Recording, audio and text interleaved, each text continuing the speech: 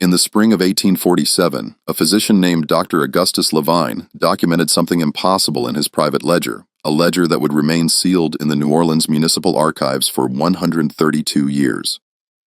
Over the course of 18 months, he had delivered 47 infants to enslaved women across 7 plantations in St. Charles Parish. Every single child was born with pale skin, light eyes, and features indistinguishable from white children. Every single one vanished within days of birth. When Levine attempted to report his findings to the parish authorities, he was told his services were no longer required. 3 weeks later, his body was discovered in the Mississippi River, his ledger missing.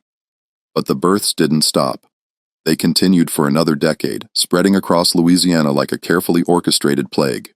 And the children, hundreds of them, simply disappeared into a network so sophisticated that even today, historians can't fully trace where they all went.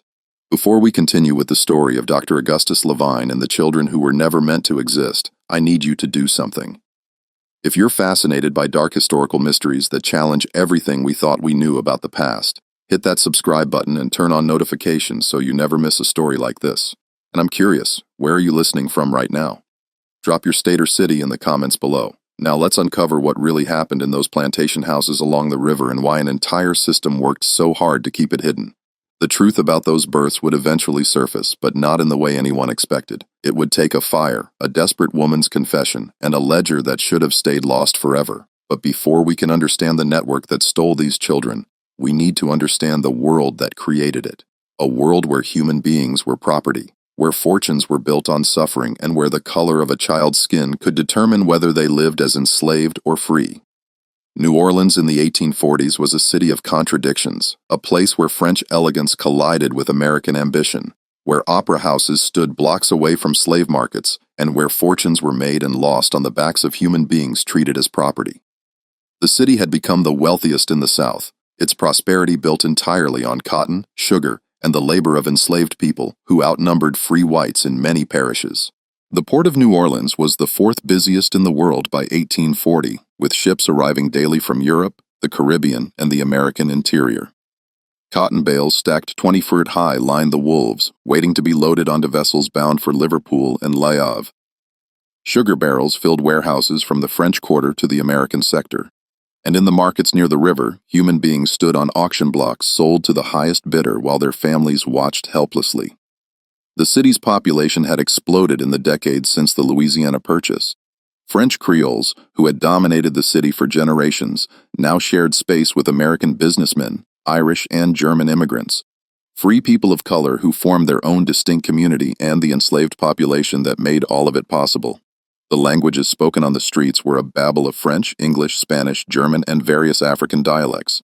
The architecture reflected this mixture. Spanish colonial buildings with their wrought iron balconies, French townhouses with their hidden courtyards, and newer American structures built in the Greek Revival style that was sweeping the nation. But beneath the surface glamour, New Orleans was a city built on a foundation of violence and exploitation. The Code Noir, originally established under French rule, had been modified but not eliminated under American governance. It regulated every aspect of enslaved people's lives: what they could wear, where they could go, whom they could marry, how they could be punished. The city had a reputation for being more lenient than other southern cities, allowing enslaved people to hire out their own time and sometimes purchase their freedom. But this reputation obscured the brutal reality that most enslaved people faced. St. Charles Parish, just upriver from the city, was home to some of the most profitable sugar plantations in Louisiana. The German coast, as it was known, had been producing sugar since the late 1700s. And by the 1840s, the plantation owners there had refined their operations into ruthlessly efficient machines. The Dufour plantation, the Hadel estate, the Fourier holdings, the Becknell property, the Troxler lands. These weren't just farms, they were small kingdoms, each one operating with its own rules, its own economy, and its own secrets. Sugar cultivation was brutal work, far more dangerous and exhausting than cotton. The cane had to be cut during a narrow harvest window in the fall, then processed immediately before it spoiled. The grinding season, as it was called, ran 24 hours a day for weeks on end. Enslaved workers labored in shifts around massive iron kettles filled with boiling cane juice in buildings where the temperature could reach 120 degrees.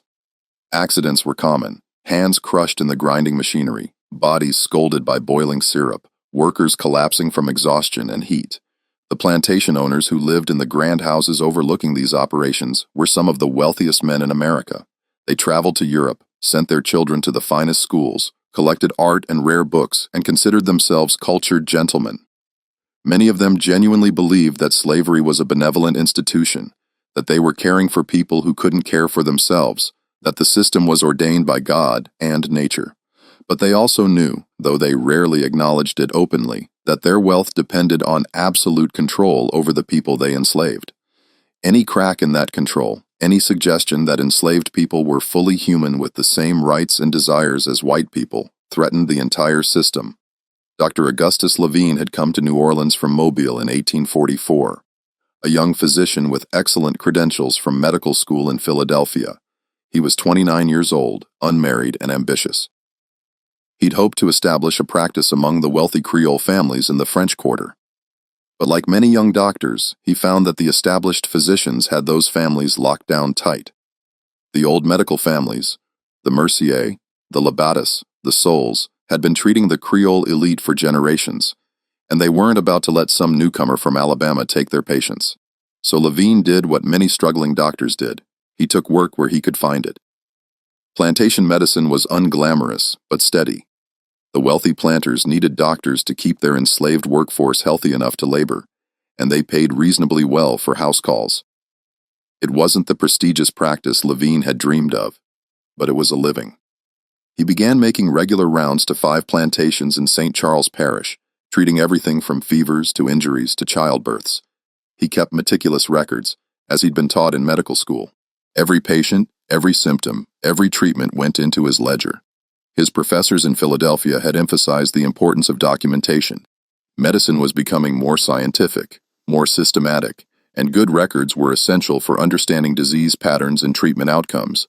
It was this habit, this compulsive documentation, that would eventually make him dangerous. Levine was not an abolitionist. He'd grown up in the South, and while he found slavery distasteful, he accepted it as an economic reality. He treated enslaved patients with the same professional care he gave to white patients, but he didn't question the system that made them patients in the first place. He was, in his own mind, simply a doctor doing his job. The enslaved community on these plantations lived in a world of constant surveillance and control. The quarters where they slept were arranged in neat rows designed for maximum oversight. Each cabin housed multiple families with thin walls that offered no privacy. The overseer's house was positioned to overlook the quarters, and patrols walked through at night to ensure no one was moving about without permission. Their movements were restricted by a pass system. Any enslaved person found off the plantation without a written pass could be whipped or worse. Their relationships were monitored, their children often sold away before they reached adolescence. The women in particular lived under a specific kind of terror that the men did not face. The knowledge that their bodies were not their own, that they could be used by white men with absolute impunity, and that any children born from such violence would be enslaved from their first breath. This was not a secret. Everyone knew it happened. The light-skinned children working in the plantation houses serving at the master's table were visible evidence of it, but it was never discussed openly. The white families maintained the fiction that these children were simply the result of relationships between enslaved people, even when the children looked exactly like the plantation owner or his sons. But something strange was happening on these plantations, something that even the enslaved women themselves didn't fully understand at first. The children being born weren't just light-skinned, they were white, completely, unmistakably white, and they were disappearing. In March of 1846, Levine was called to the Dufour plantation to attend to a woman named Celeste, who was in labor with her first child. The message had come in the middle of the night, delivered by a young enslaved boy who'd run the 3 from the plantation to Levine's boarding house in New Orleans. The boy was breathless and frightened, saying only that Celeste was having a difficult labor and the midwife needed help. Levine gathered his medical bag and rode out to the plantation through the darkness. The road followed the river, passing through groves of live oaks draped with Spanish moss. The air was thick with the smell of the river and the sweet cloying scent of sugar processing. In the distance, he could see the lights of other plantation houses scattered along the river like lanterns in the darkness. He arrived at the Dufour plantation just before dawn. The main house was dark, but lights burned in the quarters. An elderly enslaved woman named Ruth met him at the door of one of the cabins. She was the plantation's primary midwife, a woman who delivered hundreds of children over her 60-some years. Her face was deeply lined, her hands gnarled with arthritis, but her eyes were sharp and assessing. "She's been laboring since yesterday afternoon," Ruth said quietly, leading Levine into the cabin. "Baby's positioned wrong. I can't turn it." Inside, the cabin was stifling despite the cool March night. A fire burned in the small fireplace, heating water in a large pot. Celeste lay on a narrow bed, her face slick with sweat, her body rigid with pain. She was 22 years old, dark-skinned, and had been born on the plantation. This was her first child, and she was terrified. Levine examined her quickly, professionally. Ruth was right. The baby was breech. He'd have to turn it manually, a delicate and dangerous procedure. He'd done it before, but not often, and the risk of losing both mother and child was high. He worked for 2 hours with Ruth assisting and Celeste biting down on a leather strap to keep from screaming. The overseer, a man named Garrett, came by once to check on the progress, then left again. The plantation owner, Jean-Baptiste Dufour, never appeared. The birth of an enslaved child was beneath his notice. Finally, just after midnight, Levine managed to turn the baby. Celeste pushed through 3 more contractions and the child was born. A healthy baby girl with strong lungs and good color. But when Levine cleaned the infant and examined her, he felt a cold confusion settle over him. The child was pale, not light brown, not mixed race in appearance, but genuinely pale, with skin the color of cream and eyes that would clearly be blue once they focused. Her features were delicate, European. The shape of her nose, the set of her eyes, the texture of her hair, everything about her suggested white ancestry and recent white ancestry at that. He looked at Celeste, then back at the infant. Celeste's face was unreadable, a mask of exhaustion and something else, fear perhaps, or resignation. She wouldn't meet his eyes. "The father?" Levine asked quietly, though he already suspected the answer. Celeste didn't respond. Ruth, who was cleaning up the afterbirth, simply shook her head in a way that told Levine not to ask again. He recorded the birth in his ledger, noting the time, the difficulty of the delivery, and the child's condition. Then he added a line that would later seem prophetic. "Female infant delivered to Celeste, property of J. Dufour, healthy, unusual presentation. Child appears white in complexion and features, father unknown." He left the cabin as the sun was rising, exhausted and troubled. He'd delivered children to enslaved women before, including children who were clearly of mixed race. But this was different. This child could pass for white in any setting. If he'd seen her in a white woman's arms, he would never have questioned her parentage. 3 days later, when Levine returned to check on Celeste's recovery, the child was gone. Celeste was sitting on the porch of her cabin, staring out at nothing. Her breasts were bound tightly and she moved stiffly as if in pain. "Where's the baby?" Levine asked. Celeste didn't answer. She just kept staring. Levine found the overseer, Garrett, near the sugar mill. "The infant I delivered to Celeste. Where is she?" Garrett barely looked up from the ledger he was reviewing. "Died in the night. Weak constitution, we buried her already." "Died of what?" Levine asked, feeling a prickle of unease. "Weak constitution," Garrett repeated flatly. "Happens all the time with these people. They're not as hardy as whites. You know that." But Levine had examined that child. She'd been perfectly healthy with strong lungs and good color. Her reflexes had been normal, her temperature stable. There was no reason she should have died. "I'd like to examine the body," Levine said. Garrett finally looked up, his expression hardening. "Body's buried. No point digging it up. You got paid for the delivery, didn't you? That's all you need to worry about." Levine wanted to press the issue, but something in Garrett's tone warned him off. He noted the death in his ledger, but he didn't believe it. That night, lying in his rented room in New Orleans, he kept thinking about the child's face, about Celeste's blank expression, about the overseer's too quick dismissal. Something was wrong. He just didn't know what yet. 2 months later, it happened again. This time on the Hell plantation, a woman named Josephine delivered a boy who looked exactly like the first child. Pale, light-eyed, with fine features that would have fit perfectly in any white family's portrait. Levine delivered the child on a humid May evening with thunderstorms rolling in from the Gulf. The air in the cabin was thick and close, and Josephine screamed through her labor with a kind of desperate fury that unsettled him. Josephine was older than Celeste, perhaps 30, and this was her 4th child. Her other 3 children, all darker-skinned, all clearly of African descent, had been sold away over the years. She told Levine this matter-of-factly during his examination, as if it were simply a fact of life, which for her it was. When the child was born, Josephine wouldn't look at it. She turned her face to the wall and wept silently while Ruth cleaned the infant. "Josephine," Levine said gently, "your son is healthy. Don't you want to hold him?" "Take it away," Josephine whispered. "Just take it away." Ruth wrapped the child and handed him to the overseer who'd been waiting outside. The man took the infant without comment and disappeared into the darkness. Levine stood there, his medical bag in hand, feeling like he'd just witnessed something profoundly wrong, but unable to articulate exactly what it was. He'd delivered dozens of children to enslaved women by this point, and he'd seen the full range of emotions: joy, sorrow, fear, love. But this was different. This was rejection, born of something deeper than postpartum distress. He recorded the birth in his ledger with the same notation: male infant delivered to Josephine. Property of a Hadel. Healthy, unusual presentation. Child appears white in complexion and features. Father unknown. When he returned a week later, he was told the child had died. Again, no body to examine. Again, a burial that had already taken place. "How did he die?" Levine asked the overseer. "A different man than Garrett, but with the same hard face and dismissive manner." "Fever took him quick," the man said. "Nothing to be done." But the child had been perfectly healthy when Levine left him. No fever, no signs of illness. His temperature had been normal, his breathing clear, his color good. That night, Levine sat in his rented room in New Orleans and reviewed his ledger by candlelight. 2 births, 2 healthy infants, 2 deaths within days, both children with the same impossible appearance. He thought about the way Josephine had turned away from her child, the way Celeste had looked at him with that unreadable expression. He thought about the overseers who'd taken the children away so quickly, the convenient deaths, the hasty burials. He thought about the fact that both plantation owners, Duffer and Hell, were known to visit the quarters at night. Everyone knew it, though no one spoke of it openly. It was one of those unacknowledged realities of plantation life.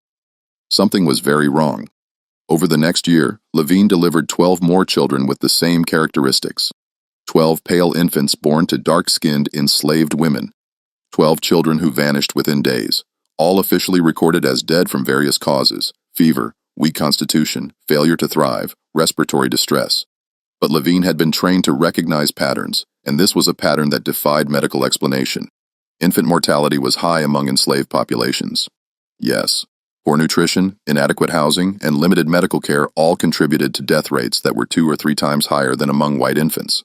But not like this, not with this specific profile, not with children who were born healthy and then died within days. Always without a body available for examination, and never with bodies that disappeared so quickly. Even in the heat of a Louisiana summer, there was usually time for a doctor to examine a deceased infant if he requested it, but these children were always buried before Levine could return. He began asking careful questions. He spoke to Ruth, the elderly woman who assisted with many of the births, but she would only shake her head and tell him to leave it alone.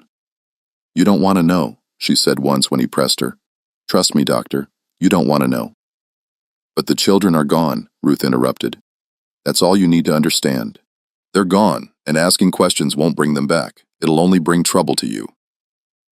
He tried to speak to the mothers, but they wouldn't meet his eyes.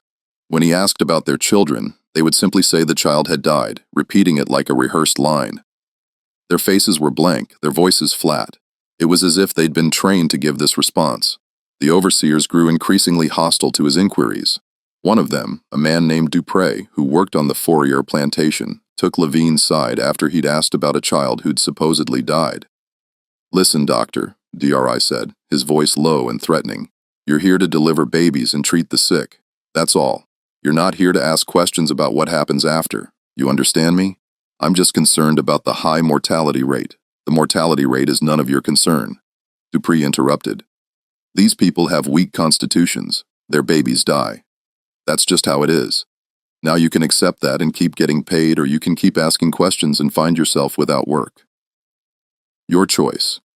Levine stopped asking questions openly, but he kept documenting. Every birth, every description, every suspicious death went into his ledger. He began to notice other patterns too.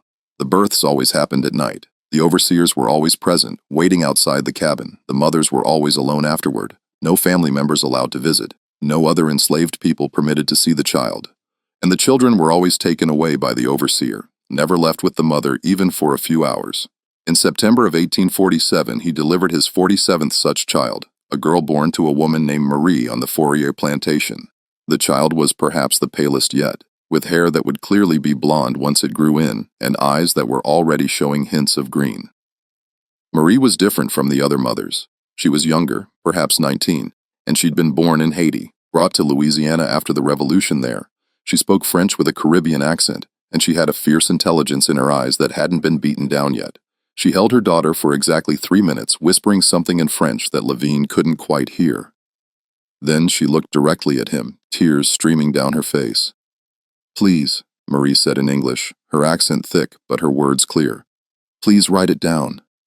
Write down what you see. Someone needs to know. Someone needs to remember that she existed, that she was mine, that she was real." Levine felt something shift in his chest. "I will," he promised. "I've been writing it all down." Marie nodded, then handed her daughter to the overseer with a look of such profound grief that Levine had to turn away. That was the moment Levine decided he had to act. He couldn't prove what was happening to these children, but he could document it. He could create a record that couldn't be ignored. He could force someone in authority to investigate. He spent 3 days compiling his evidence: 47 births, 47 descriptions, 47 convenient deaths. He noted the dates, the plantations, the names of the overseers present, the names of the mothers. He wrote a careful letter explaining his concerns and requesting an investigation into what he termed irregularities in infant mortality rates among the enslaved population of St. Charles Parish, specifically regarding infants of unusually pale complexion. He was careful not to make accusations. He simply presented the facts as he'd observed them and asked for someone to look into the matter. He thought that if he approached it as a medical concern rather than a moral one, he might get a hearing. On October 3, 1847, he presented his findings to the parish magistrate, a man named Judge Beaumont, who had a reputation for fairness. Beaumont was a Creole gentleman in his 60s, educated in France, and known for his careful adherence to the law. If anyone would take this seriously, Levine thought, it would be him. Beaumont received him in his office in the parish courthouse, a Spanish colonial building with thick walls and high ceilings. The judge sat behind a massive mahogany desk, his face impassive as Levine explained his concerns. Then he handed over the copied pages from his ledger. Beaumont read through them in silence. The only sound was the ticking of a clock on the mantel and the rustle of paper. When he finished, he carefully stacked the pages, aligned their edges, and set them down on his desk. Then he looked at Levine with an expression that wasn't quite anger, but wasn't sympathy either. It was something closer to pity. "Dr. Levine," Beaumont said slowly, "I'm going to give you some advice. Go back to your practice. Deliver the babies you're called to deliver. Keep your records if you must, but do not pursue this matter further." "But the children are property," Beaumont interrupted, his voice hardening. "What happens to them is the business of their owners, not yours, not mine, not the law's. Do you understand?" Levine felt something cold settle in his stomach. "Are you telling me that these infants aren't dying, that they're being taken somewhere?" Beaumont stood up, signaling the end of the meeting. "I'm telling you that there are systems in place that are far larger than you or me, and that interfering with those systems would be very dangerous for you. These plantations generate enormous wealth for this parish, for this state, for the entire South. The men who own them are powerful, and they don't take kindly to interference in their affairs. But if children are being enslaved, children are property," Beaumont repeated, his voice cold now. "They can be sold, traded, given away, or disposed of as their owners see fit. That is the law. If you don't like the law, I suggest you move to Massachusetts. But as long as you practice medicine in Louisiana, you will abide by Louisiana law. Do I make myself clear?" Lavia stared at him, understanding finally dawning.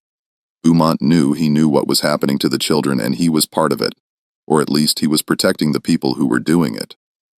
"Perfectly clear," Levine said quietly.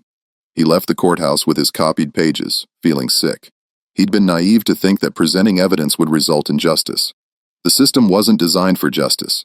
It was designed to protect property and profit, and enslaved people, including enslaved children, were property. But Levine couldn't forget. That night, he made a second copy of his ledger pages and hid them in his room, sewn into the lining of his mattress.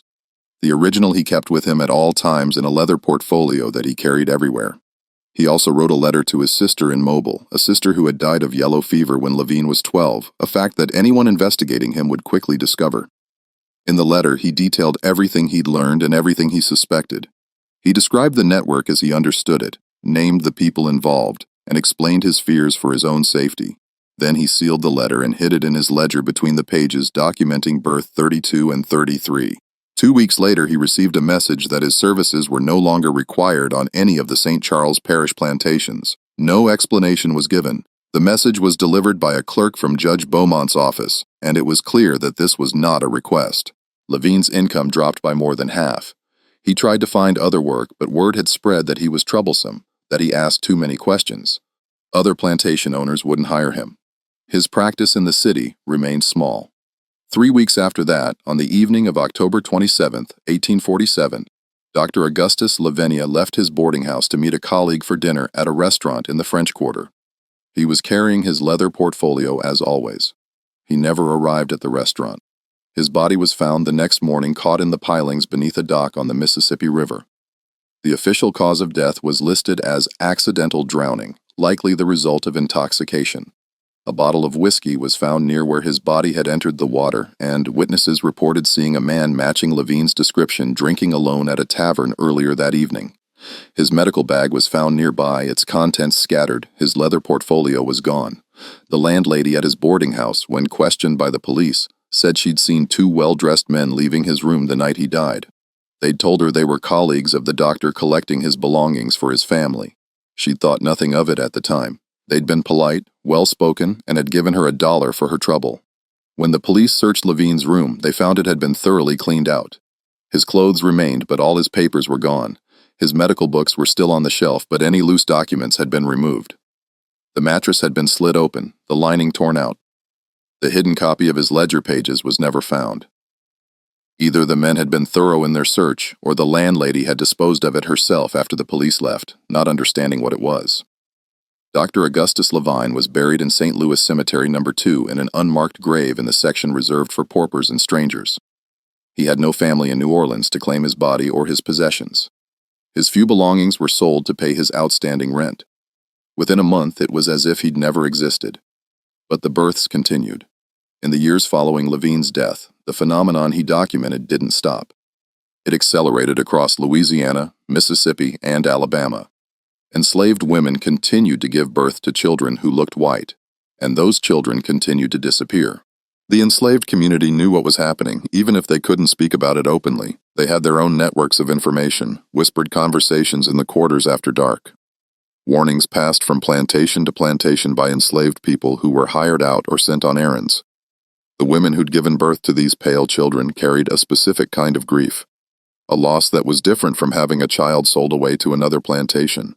These children weren't just gone, they'd been erased, transformed into something else entirely.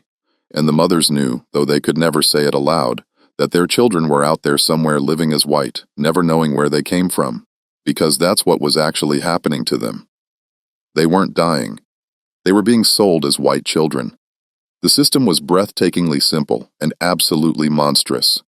Plantation owners who fathered children with enslaved women, a common occurrence that everyone acknowledged but no one discussed, faced a problem.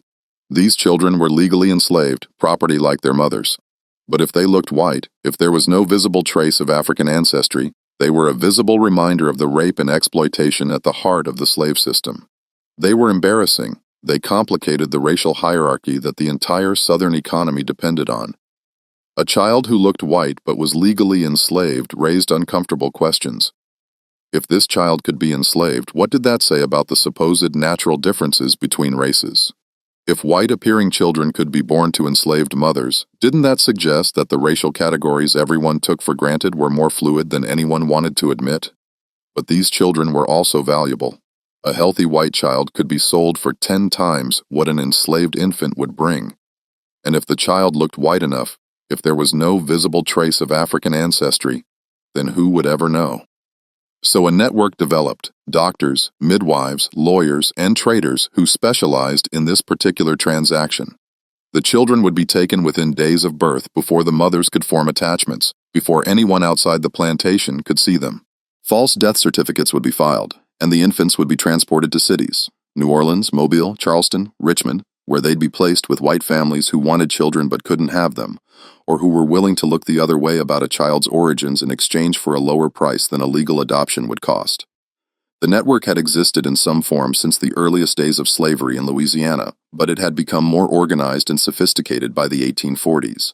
There were specific people who handled each stage of the process. First, there were the plantation owners and overseers who identified which children could pass as white. Not every child born to an enslaved woman and a white father would qualify. Many showed clear signs of mixed ancestry. But the children who were pale enough, whose features were European enough, whose hair texture was straight enough, these children were marked for the network. Second, there were the doctors and midwives who facilitated the births and provided the false death certificates. Most of them were like Dr. Levine had been initially. They suspected something was wrong, but didn't ask too many questions because they needed the work. A few, however, were active participants who received payment for their cooperation. Third, there were the transporters, men who moved the children from the plantations to the cities. They traveled with forged papers claiming the infants were their own children or orphans they were taking to relatives or any number of other cover stories. The children were usually drugged with laudanum to keep them quiet during the journey. Fourth, there were the lawyers who created the false documentation, birth certificates, baptismal records, family Bibles with entries backdated to make everything look legitimate. These men were skilled forgers who understood exactly what documents were needed to make a child's new identity unquestionable. Fifth, there were the brokers who connected the children with families willing to buy them. These men operated out of offices in the cities, presenting themselves as facilitators of private adoptions. They charged enormous fees, sometimes as much as $500 per child, a sum that represented a year's wages for most working people. And finally, there were the families who bought the children. Some of them genuinely believed they were adopting orphans or children whose parents had died. Others knew exactly what they were buying and didn't care. They wanted children, they had the money, and they were willing to look the other way about the circumstances. The entire network was protected by a wall of silence. The plantation owners had every incentive to keep it quiet. They were disposing of evidence of their own crimes. The mothers couldn't speak about it without risking punishment or death. The buyers wanted to believe the children were legitimate, and the children themselves had no memory of their origins. It was in its way a perfect crime. The only evidence was in the records, and those records could be destroyed or altered. The only witnesses were enslaved people whose testimony would never be accepted in court, and the only person who tried to expose it, Dr. Levine, had been silenced permanently. The system might have continued indefinitely if not for a woman named Henriette Delacroix. Henriette was a free woman of color, a rarity in 1850s Louisiana. Her mother had been enslaved by a wealthy French Creole merchant named Philippe d'Acqua, who had freed her in his will and left her a small inheritance. Henriette had been born free, raised in New Orleans, and educated by tutors her mother had hired with the inheritance money. She was 32 years old in 1853, unmarried, and worked as a seamstress making dresses for wealthy white women. She had a small shop in the French Quarter, and she was known for her skill with delicate fabrics and intricate embroidery. She lived in a modest apartment above her shop, maintained a careful, respectable distance from anything controversial, and navigated the complex social world of New Orleans with the caution that all free people of color had to exercise. Free people of color in New Orleans occupied a strange middle ground. They were not enslaved, but they were not equal to whites either. They could own property, run businesses, and even own enslaved people themselves. But they couldn't vote, serve on juries, or testify against white people in court. They had to carry papers proving their free status at all times, and they could be enslaved if those papers were lost or challenged. Henrietta had a younger sister named Margot, who was 27 in 1853. Margot had been born free, just like Henriette, and had worked as a music teacher, giving piano lessons to the daughters of free people of color, and occasionally to white families who were willing to overlook her race in exchange for her considerable talent. But in the spring of 1853, Margot's life was destroyed by a legal technicality. A distant relative of Philippe d'Acqua, a man named Armand d'Acqua who lived in France and had never met Philippe, challenged the manumission papers that had freed Henriette's mother. He claimed that Philippe had not had the legal right to free an enslaved person in his will without the consent of his heirs, and that therefore the manumission was invalid. The case went to court. Henriette hired the best lawyer she could afford, a free man of color named Victor Sueur, who had studied law in France. Sueur argued passionately that the manumission had been legal under the laws in effect at the time, that Philippe had been of sound mind when he wrote his will, and that challenging it 30 years after the fact was unconscionable. But the judge, the same Judge Beaumont who had dismissed Dr. Levine's concerns 6 years earlier, ruled in favor of Armand Dequa. He declared that the manumission had been improperly granted and that therefore Henriette's mother had never been legally free. And if the mother had never been free, then her children, born to an enslaved woman, were also enslaved. Overnight, Margot went from being a free woman with a profession and a future to being property. Henriette, as the older daughter, should have been enslaved too, but Armand Dequa's lawyer made a calculation. Enslaving one sister would be profitable. Enslaving both would create too much attention, too much sympathy, too much risk of public outcry. So they took Margot and left Henriette free, knowing that the threat of enslavement would keep her quiet. Margot was sold at auction 3 days after the judge's ruling. Henriette stood in the crowd and watched as her sister was put on the block, examined like livestock, and sold to a plantation owner from St. Charles Parish for $800. The buyer was a man named Claude Fourier, owner of one of the largest sugar plantations on the German coast. Henriette fought the ruling through every legal channel available to her, but the law was clear. Enslaved people had no rights that white people were bound to respect, and the technicality was enough to make Margot's enslavement legal. Sauer tried everything, appeals, petitions, even attempting to raise money to purchase Margot's freedom, but Fourier refused to sell. He paid good money for her, and he intended to get his value from her labor. In the fall of 1854, Henriette received word through the enslaved community's network that Margot was pregnant. The father, according to the whispers, was Claude Fourier himself. Henriette felt sick with rage and helplessness. Her sister, who had been free, who had been educated, who had had a future, was now being used by the man who bought her. In January of 1855, Margot gave birth to a daughter, Henriette. Using her status as a free woman and claiming to be bringing supplies for the enslaved community, was able to visit the plantation and see her niece. She bribed the overseer with $10, a significant sum for her, for an hour alone with Margot. The cabin where Margot lived was identical to all the others in the quarters. A single room with a dirt floor, a small fireplace, and a narrow bed. Margot sat on the bed holding her daughter, and when Henriette entered, she began to weep. "Look at her," Margot whispered. "Look at her, Henriette." The child was pale with features that could pass for white. She had Fort's nose, his chin, his light eyes. She was beautiful, and she was doomed. "They're going to take her," Margot said. "I heard them talking, Fourier and the overseer. They said she's too pale, that she can't stay here. They're going to take her away and say she died." Henriette held her niece for an hour, memorizing every detail of her face.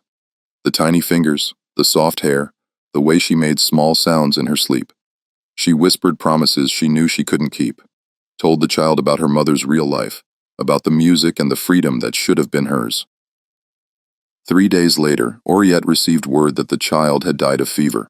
But she knew it was a lie. She knew her niece was alive somewhere, being sold to a white family, being erased from existence, and she decided that she couldn't let it stand. She couldn't save her niece, but she could expose what was happening. She could make people see the truth.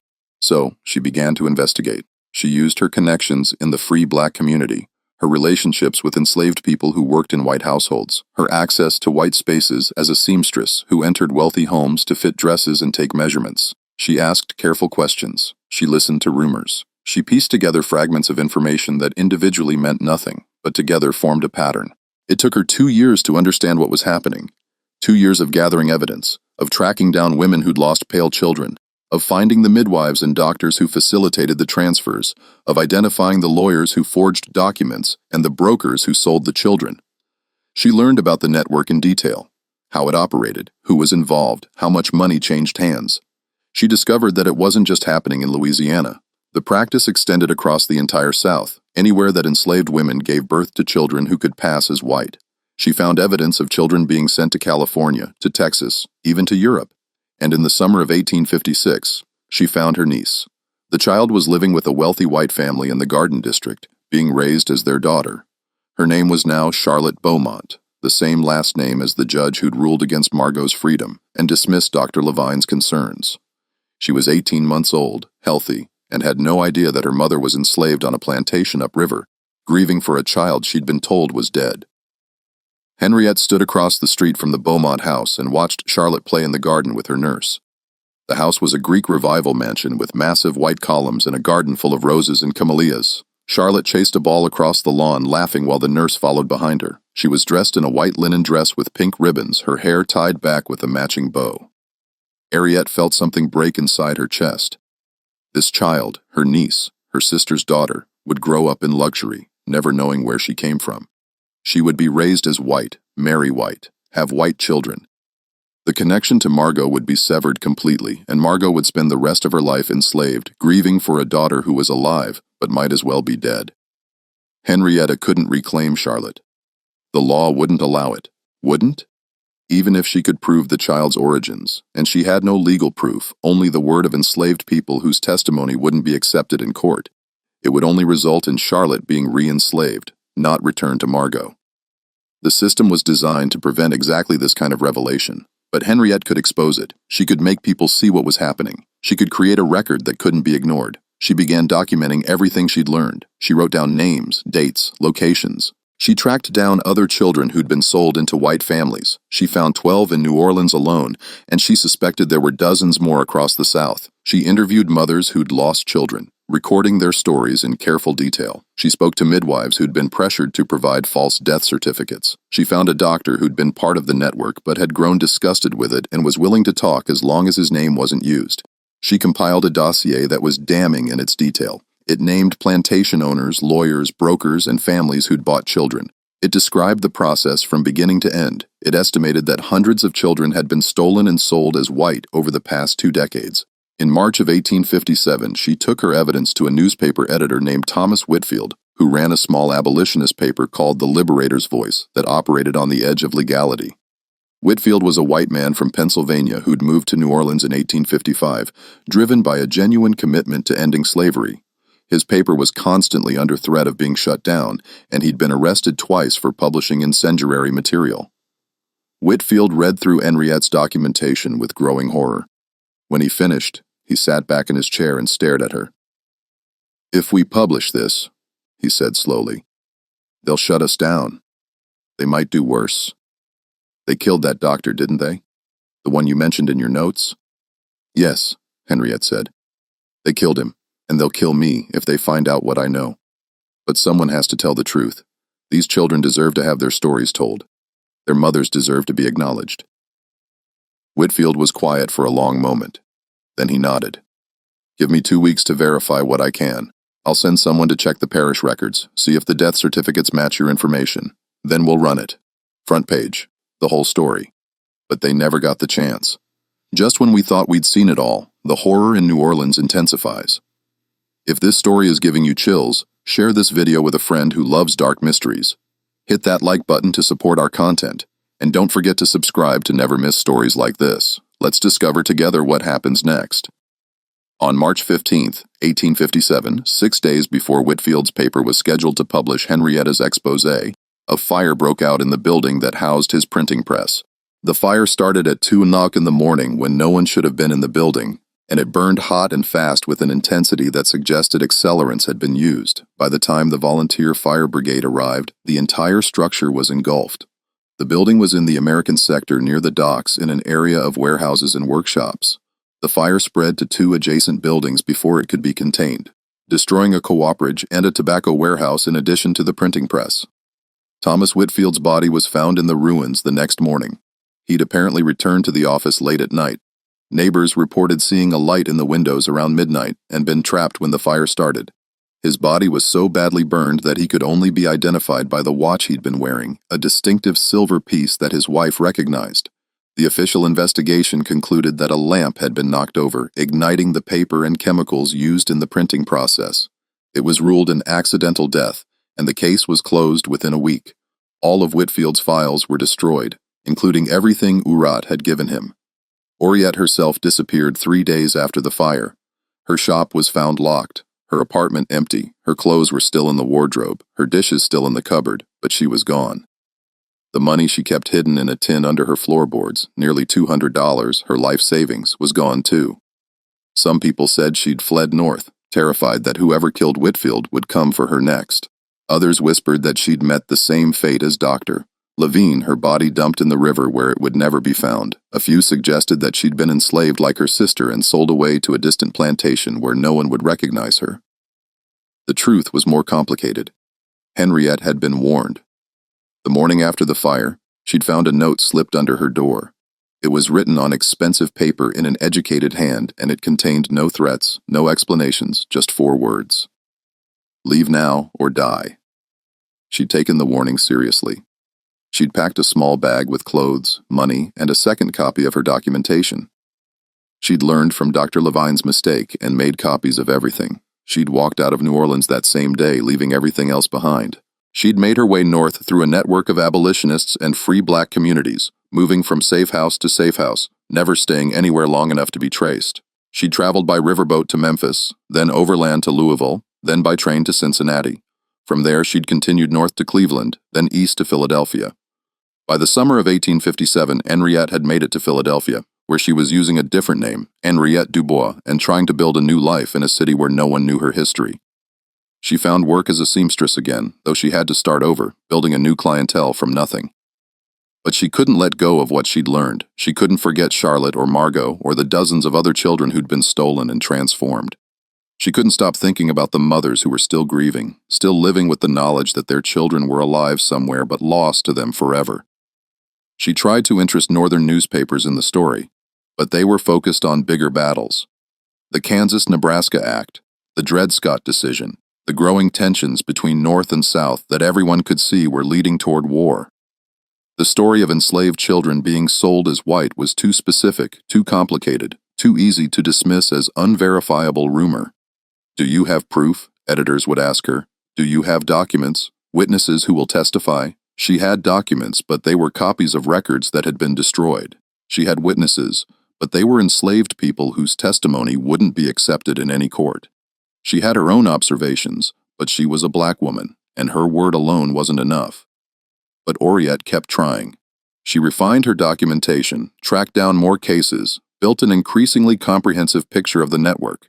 She learned that it wasn't just Louisiana. The practice extended across the entire South, anywhere that enslaved women gave birth to children who could pass as white. She discovered that some of the children were being sent as far as California, where the gold rush had created a population boom and a desperate need for labor and families. She found cases of children being shipped to Europe, sold to wealthy families who wanted American children, but didn't want to deal with the complexities of legal adoption. The network was vast, sophisticated, and protected by people at the highest levels of Southern society. Judges, lawyers, doctors, plantation owners. They all had a stake in keeping it hidden, and they had the power to silence anyone who threatened to expose it.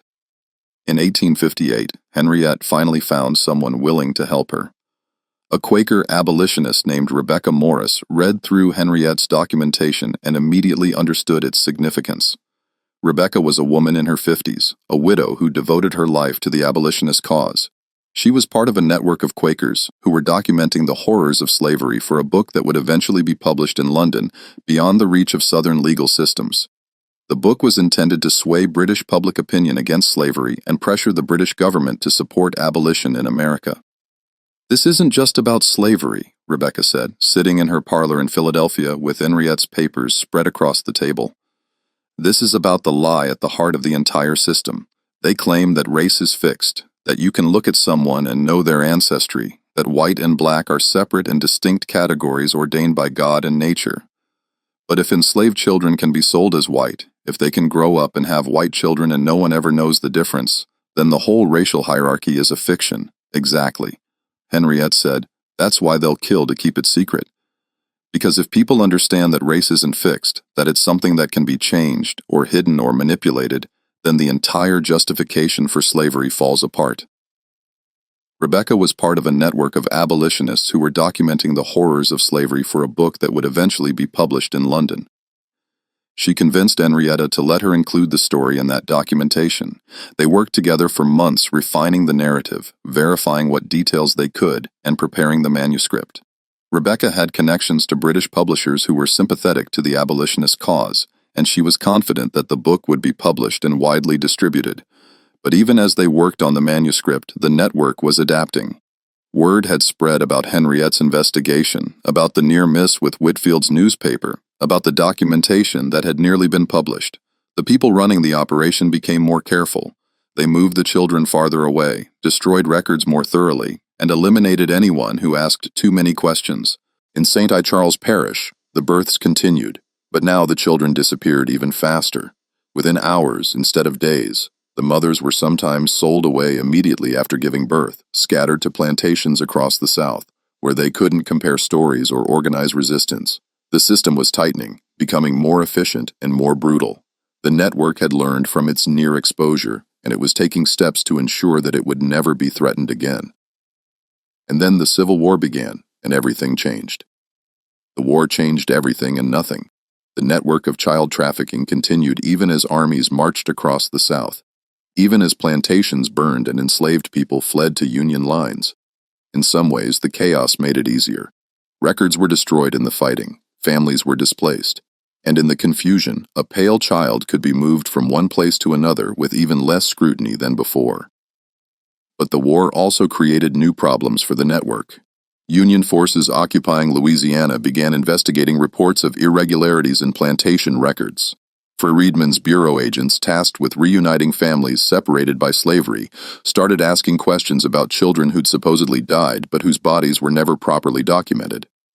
In 1863, a Union officer named Captain James Hartwell was assigned to investigate reports of missing children in St. Charles Parish. Hartwell was from Massachusetts, a former lawyer who joined the Army out of genuine abolitionist conviction. He was 35 years old, married with 2 children of his own back in Boston. He took the assignment seriously because he understood in a way that many Union officers didn't, that slavery wasn't just about labor, it was about the systematic destruction of families and identities. He began by reviewing parish records, birth certificates, death certificates, property transfers. He spent weeks in the courthouse in Hahnville going through dusty ledgers and boxes of documents.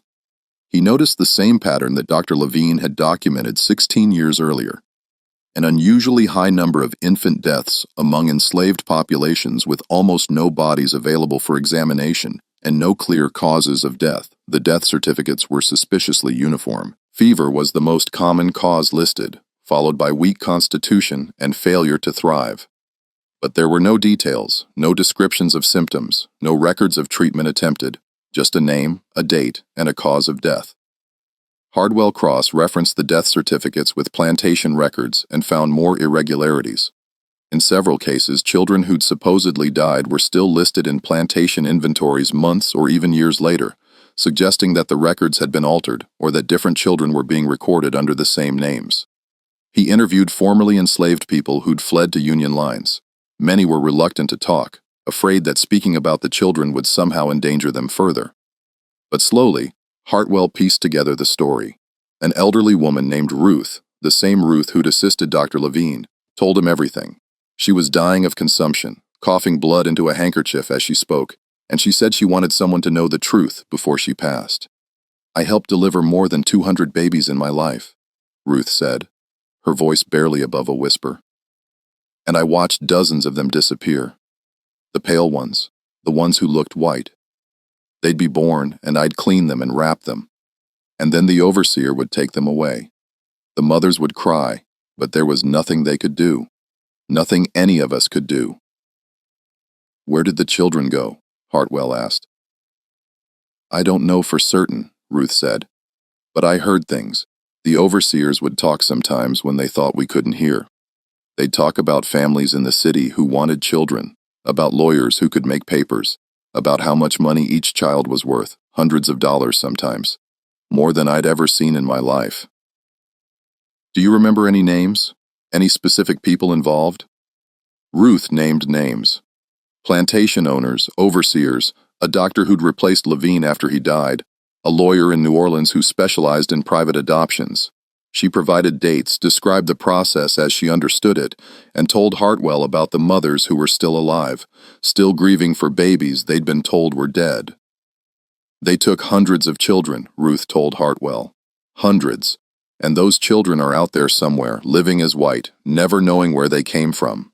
Their mothers are still alive, some of them still grieving, still wondering if their babies are safe, if they're loved, if they ever think about the women who birthed them."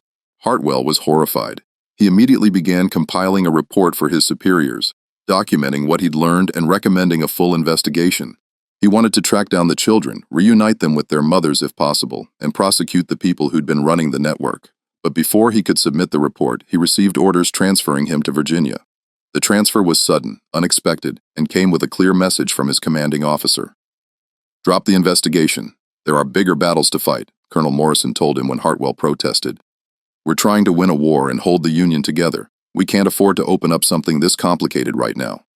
"But the children are gone," Morrison interrupted. "Scattered across the country, living new lives. What do you think happens if you expose this? You'll destroy families, ruin lives, create chaos, and for what? You can't undo what's been done. You can't give those children back their original identities. They're white now. For all practical purposes, leave it alone. But the people who did this should be prosecuted." "For what?" Morrison asked. "For selling property they legally owned. For forging documents. You think any court is going to convict wealthy white men for crimes committed against enslaved people?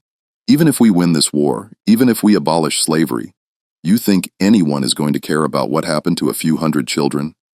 Hartwell wanted to argue, but he understood the political calculation. The Union needed the support of moderate Northerners who were willing to fight to preserve the Union, but weren't necessarily committed to racial equality. A scandal involving white families who'd unknowingly adopted enslaved children would be politically explosive. It would raise questions about racial identity, about the legitimacy of families, about the entire social order. It was easier to let it go, easier to pretend it hadn't happened, easier to focus on the war and leave the complicated questions for later. So, the investigation was quietly shelved. Hartwell was sent to Virginia, where he served with distinction for another year. He was killed at the Battle of Cold Harbor in June 1864, shot through the chest while leading a charge against Confederate entrenchments. His notes about the missing children were packed up with his personal effects and sent to his family in Boston, where they sat in an attic for decades, unread and forgotten. Ruth died 2 weeks after speaking with Hartwell. She was buried in a mass grave with other formerly enslaved people who died in the contraband camps, her name recorded in a ledger that would eventually be lost. The war ended. Slavery was abolished. The Freedmen's Bureau worked to reunite families, but they focused on people who'd been sold away, not on children who'd been stolen and transformed. The mothers who'd lost pale children had no legal recourse, no way to prove what had happened, no means of finding their children, even if they'd wanted to, and most of them didn't want to. What would be the point? Their children were white now, living white lives. Revealing the truth would only destroy them. It would mark them as black in a society that was, if anything, becoming more rigidly segregated. It would strip them of their social status, their marriages, their futures. So, the mothers kept silent. They grieved privately, carried their losses alone, and never spoke about the children who'd been taken from them. The network dissolved gradually as slavery ended, and the legal framework that had protected it disappeared. But the children remained, scattered across the country, their origins hidden. Some of them eventually learned the truth. A deathbed confession from an adoptive parent, a discovered letter, a chance encounter with someone who knew the story, but most never knew. They lived and died believing they were white, and their children and grandchildren never had any reason to question it. Margot, Henriette's sister, was freed when the war ended. She stayed on the Fortier plantation as a paid laborer for a few years, having nowhere else to go and no family to return to. Henriette had sent letters trying to find her, but they never connected. The mail system in the South was chaotic in the years after the war, and letters often went astray. In 1870, Margot died of pneumonia. She was 44 years old. She'd never remarried, never had other children, and she'd spent the last 15 years of her life grieving for the daughter who'd been taken from her. She was buried in a small cemetery near the plantation, her grave marked with a simple wooden cross that rotted away within a few years. She never learned that her daughter had lived, that Charlotte had grown up in a wealthy white family just a few miles away in New Orleans, that she'd been raised with every advantage, educated at the finest schools, and introduced to society as the daughter of Judge Beaumont. Charlotte Beaumont, the same Charlotte that Henriette had found in the Garden District 20 years earlier, died in childbirth in New Orleans in 1879. She was 25 years old, married to a wealthy merchant named Edward Clark, and had never known that her mother was an enslaved woman named Margot, who died on a plantation in 1870, still grieving for the daughter she'd held for 3 hours. Charlotte's death was mourned by New Orleans society. She was buried in a prominent tomb in Metairie Cemetery with a marble angel marking her grave. Her obituary in the Times-Picayune described her as a beloved daughter of one of our city's most distinguished families. Taken from us too soon. Charlotte's children, 2 daughters ages 3 and 5, grew up white, married white, had white children of their own. The secret died with the generation that had created it, or so everyone thought. Henriette lived until 1889, dying in Philadelphia at the age of 68. She'd never stopped documenting cases of stolen children, even though she knew her work would likely never result in justice. She'd never married, never had children of her own, and she devoted the last 30 years of her life to creating a record of what had happened. Her papers discovered after her death by the Quaker community that had supported her contained records of over 300 cases across 7 southern states. She documented births, disappearances, and the fates of children she'd been able to track down. She'd created a genealogy of stolen identities, a map of families that had been torn apart and reassembled in new configurations. The Quakers preserved her papers, recognizing their historical significance. They were eventually donated to the Library Company of Philadelphia, where they sat in the archives, occasionally consulted by historians but never widely publicized. The story might have remained buried in those archives if not for a series of events that began in 1979, exactly 132 years after Dr. Augustus Levine's death. Dr. Patricia Jennings was a historian specializing in medical practices in antebellum Louisiana. She was 42 years old, a professor at Tulane University, and she was working on a book about plantation medicine. She'd been conducting research in the New Orleans Municipal Archives for months, looking through boxes of old documents that had been donated by various families over the years. Most of it was routine material. Property records, receipts, correspondence, the mundane paperwork of daily life in the 19th century. But in a box labeled Beaumont Family Papers, 1840-1880, she found something extraordinary. A leather-bound ledger, water-damaged and fragile, with pages that were stuck together and partially illegible. Jennings recognized immediately that it was a medical ledger. She could see entries for patients, treatments, and fees. But as she carefully began separating the pages, she realized this was something more significant. It was Dr. Augustus Lavinia's original ledger, the one that had supposedly disappeared when he died. Jennings spent 3 months carefully separating the pages and transcribing what she could read. The water damage had destroyed some entries completely, but enough remained to tell a story.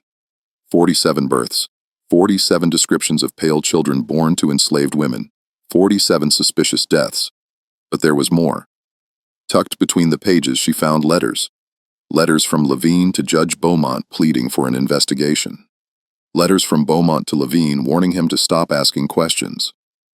And one final letter dated October 26, 1847, the day before Levine's body was found in the river.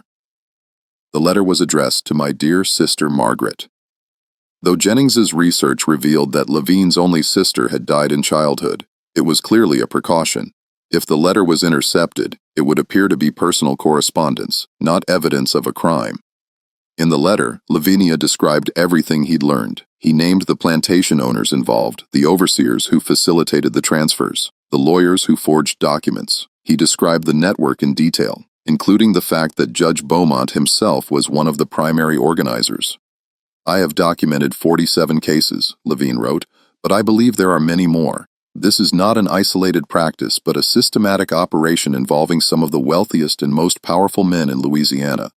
They are stealing children from their mothers and selling them as white, erasing their identities and their histories for profit. He went on to describe his plan. He was going to take his evidence to a newspaper in New York beyond the reach of Louisiana law. He was leaving New Orleans the next day, traveling by steamboat to Memphis and then overland to New York. He'd already made arrangements with an editor at the New York Tribune who'd agreed to publish his findings. If you're reading this, the letter concluded, it means they've killed me, but at least the truth will survive. These children deserve to have their stories told. Their mothers deserve to be acknowledged, and the men who did this deserve to be exposed, even if they're never punished. Jennings sat in the archives reading room holding the fragile letter and felt chills run down her spine. This wasn't just a historical curiosity. This was evidence of a massive crime, a systematic operation that had stolen hundreds of children and erased their identities. She immediately began researching further. She found records of Levine's death, the cursory investigation, the quick burial. She found references to Judge Beaumont's career, his wealth, his prominence in New Orleans society. She found property records showing that Beaumont had owned a house in the Garden District, the same house where Henriette had seen Charlotte playing in the garden. And she found adoption records, or rather, she found the absence of adoption records. In the 1850s, Louisiana had no formal adoption laws. Children were transferred from one family to another through private arrangements with minimal documentation. It was the perfect system for hiding the origins of stolen children. Jennings published her findings in an academic journal in 1981. The article titled "The Hidden Traffic Child Theft and Racial Passing in Antebellum, Louisiana" caused a minor sensation in historical circles. It was picked up by a few newspapers, discussed at academic conferences, and cited in other scholars' work, but it didn't reach a wider audience. The families named in Levain's ledger were long gone. The plantations had been sold and resold, and most people dismissed it as a tragic but isolated incident, a dark chapter in history that was safely in the past. But Jennings kept digging. She traveled to Philadelphia and found Henriette Delacroix's papers in the Library Company archives. She tracked down Captain Hartwell's notes in his family's papers in Boston. She interviewed descendants of enslaved people from St. Charles Parish, some of whom still remembered stories about the pale children who disappeared, and she began trying to find the children, or rather their descendants there. Using genealogical records, DNA testing, and painstaking historical research, Jennings identified 17 families in Louisiana, Mississippi, and Alabama who were descended from children who'd been sold as white. Some of the families were shocked by the revelation. Others had suspected something but never had proof. A few had known the truth for generations but kept it secret, afraid of the social consequences. One of those families was the Beaumont family. Judge Beaumont's great-great-granddaughter, a woman named Elizabeth Beaumont Clark, agreed to speak with Jennings in 1985. Elizabeth was 62 years old, a retired schoolteacher living in Baton Rouge. She was white, appearing with pale skin and light brown hair, and she'd grown up believing she was entirely of European descent. But her grandmother had told her a different story. "My grandmother told me when I was 16, Elizabeth said, sitting in her living room with Jennings. She said that our family had a secret and that I needed to know it before she died. She told me about Charlotte, about how she'd been bought as an infant, about how the judge had arranged the whole thing." "How did you feel when you learned?" Jennings asked. Elizabeth was quiet for a long moment, staring out the window at her garden.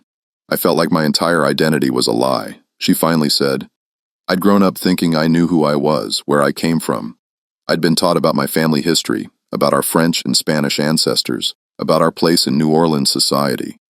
And then I learned that my great-great-grandmother had been enslaved, that she'd been stolen from her mother, that everything I'd been told about my family history was false." "Did it change how you saw yourself?" "Yes and no," Elizabeth said. "I still looked the same. I still had the same memories, the same relationships, but I felt like I was living a lie, like I was passing as something I wasn't. And I didn't know what to do with that knowledge. Who was I supposed to tell? What was I supposed to do with it? Did you ever try to find Charlotte's mother's family?" "I tried," Elizabeth said, "but the records were destroyed during the war and there was no way to trace Margot's descendants. If she had other children, I don't know who they are. I don't know if I have cousins out there who are black who might be descended from the same woman. It's like that part of my history was just erased." She paused, then added, "And I think about Charlotte sometimes, about what her life was like. Did she ever suspect? Did she ever feel like she didn't quite belong? Or did she live her whole life believing she was white, never questioning it? I'll never know." Jennings' research revealed that this was common. The network had been designed to sever all connections between the children and their origins. Even when descendants learned the truth, they usually couldn't trace their ancestry back far enough to find their enslaved relatives. The documentation had been too thoroughly destroyed, the connections too completely severed. The system had worked exactly as intended. It had taken children who were legally black and transformed them into white people, erasing their history so completely that even modern genealogical tools couldn't fully reconstruct them. In 1987, Jennings published a book called Stolen Children: The Hidden History of Racial Passing in the Antebellum South. It was extensively researched, carefully documented, and deeply disturbing. It told the story of Dr. Lavinia, Henriette Delacroix, Captain Hartwell, and the hundreds of children who'd been stolen and sold as white. The book was reviewed positively in academic journals and received some attention in the mainstream press. The New York Times ran a feature article about it, and Jennings appeared on several radio programs to discuss her findings, But the story didn't generate the kind of public outrage that Jennings had hoped for. Part of the problem was timing. The book was published in 1987 during the Reagan era, when discussions of race and history were often dismissed as divisive or unnecessary. Many people felt that slavery was in the past, that it was time to move on, that dredging up old injustices only created more problems. Part of the problem was also the nature of the story itself. It was complicated, involving legal technicalities and genealogical research that was hard for general readers to follow, and it raised uncomfortable questions that many people didn't want to confront. If hundreds of children had been stolen and sold as white, how many of their descendants were living today? How many white Americans might have enslaved ancestors without knowing it? What did that mean for racial identity, for family histories, for the entire concept of race itself? These were questions that challenged fundamental assumptions about identity and belonging, and many people simply didn't want to engage with them. But the book did reach some people. Descendants of the stolen children began contacting Jennings, sharing their own family stories, and asking for help tracing their ancestry. Some of them had always suspected something was wrong with their family history, gaps in the records, inconsistencies in the stories, physical features that didn't quite match the supposed ancestry. One of those people was a woman named Sarah Mitchell, who contacted Jennings in 2015, nearly 30 years after the book was published. Sarah had grown up in Atlanta in a white family with no reason to question her ancestry.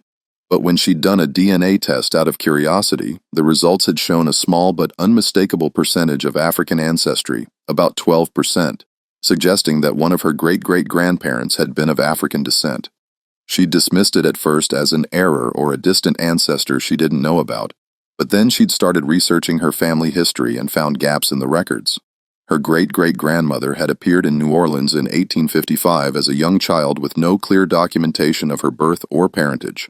The family story was that she'd been orphaned, but there were no death certificates for her supposed parents, no records of their existence at all.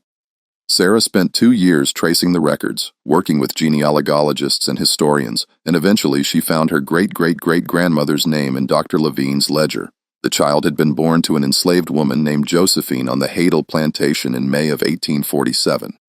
She'd been sold to a family in New Orleans when she was 3 days old, given the name Emily Harper, and raised as white. "I don't know how to feel about this," Sarah told a reporter in 2017 after her story was featured in a documentary about racial identity in America. "Part of me feels like I've discovered this important truth about who I am, but another part of me feels like I've lost something. My whole understanding of my family, my identity, my place in the world. It's all different now. Have you tried to find Josephine's other descendants?" the reporter asked. "I have," Sarah said. "But the records are so fragmentary, airy.